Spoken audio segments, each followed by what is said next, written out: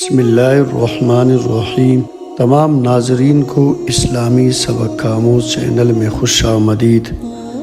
اور محبت و برا۔ السلام علیکم ورحمۃ اللہ وبرکاتہ۔ قارون حضرت موسیٰ علی نبینا علیہ السلام کا چچا زاد بھائی تھا، جس کا قصہ مشہور و معروف ہے۔ قرآن مقدس میں سورہ قصص کا 8واں رکوع سارا کا سارا اسی کے قصے میں ہے، جس کا ترجمہ ما توضیح یہ ہے کہ قارون حضرت موسیٰ علی نبینا علیہ السلام کی برادری میں سے ان کا چچا زاد بھائی تھا۔ وہ کثرت مال کی وجہ سے ان کے مقابلے میں تکبر کرنے لگا، اور ہم نے اس کو اس قدر خزانے دیے تھے کہ ان کی کنجیاں کئی زوراور شخصوں کو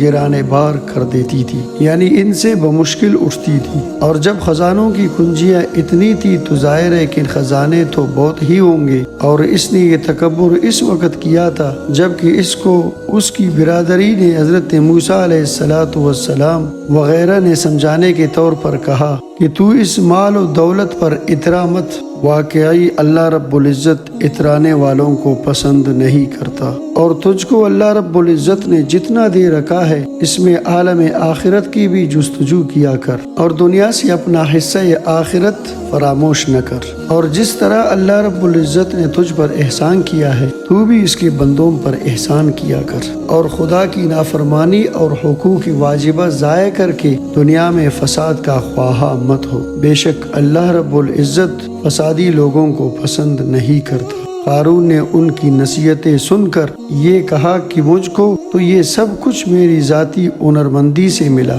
کہ میری حسن تدبیر سے یہ جمع ہوا، اور نہ اس میں کچھ غیبی احسان ہے، نہ کسی دوسرے کا اس میں کوئی حق ہے۔ اللہ رب العزت اس کے قول پر عتاب فرماتے ہیں کہ کیا قارون نے یہ نہ جانا کہ اللہ رب العزت اس سے پہلے گزشتہ امتوں میں ایسے لوگوں کو ہلاک کر چکا ہے جو مالی قوت میں بھی اس سے کئی بڑے ہوئے تھے، اور جماعتی حیثیت سے مجمع بھی ان کا زیادہ تھا۔ یہ تو دنیا میں ہوا، اور آخرت میں جہنم کا عذاب الگ رہا، اور مجرموں سے ان کے گناہوں کا معلوم کرنے کی غرض سے سوال بھی نہ ہوگا کہ ہر شخص کا پورا حال رب العزت کو معلوم ہے۔ مطالبہ کی وجہ سے سوال علیحدہ رہا۔ پھر وہ قارون ایک مرتبہ اپنی آرائش و شان و شوکت کے ساتھ اپنے برادری کے سامنے نکلا تو وہ لوگ اس کی برادری میں دنیا کے جو طالب تھے وہ کہنے لگے کیا اچھا ہوتا کہ ہم کو بھی یہ ساز و سامان ملا ہوتا جو قارون کو ملا ہے۔ واقعی یہ قارون بڑا صاحب نصیب ہے۔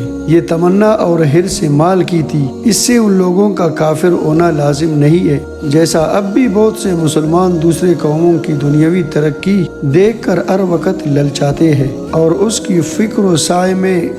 لگے رہتے ہیں کہ دنیاوی فروغ ہمیں بھی نصیب ہو۔ اور جن لوگوں کو علم دین اور اس کا فہم عطا کیا گیا تھا وہ ان حریصوں سے کہنے لگے ارے تمہارا ناز ہو، تم اس دنیا پر کیا للچاتے ہو؟ اللہ رب العزت کے گھر کا ثواب اس چند روزہ مال و دولت سے لاکھ درجے بہتر ہے، جو ایسے شخص کو ملتا ہے جو ایمان لائے اور اچھے عمل کرے، اور اس میں